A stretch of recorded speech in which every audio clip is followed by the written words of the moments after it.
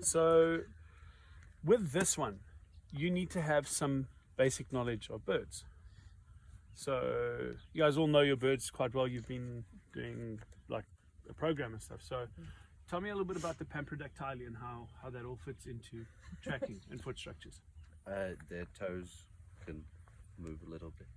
Their toes can move a little bit. All birds' toes can move a little bit, but particularly about the Pamprodactyli.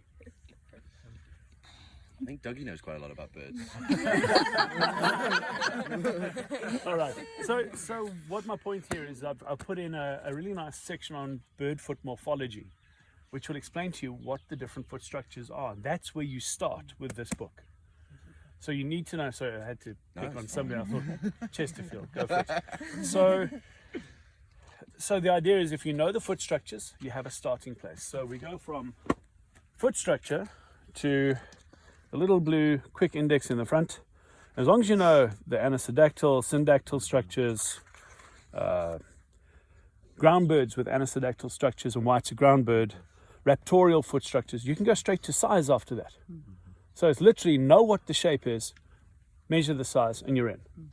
So it's a quicker way of finding all these different tracks, especially if you don't know what they are.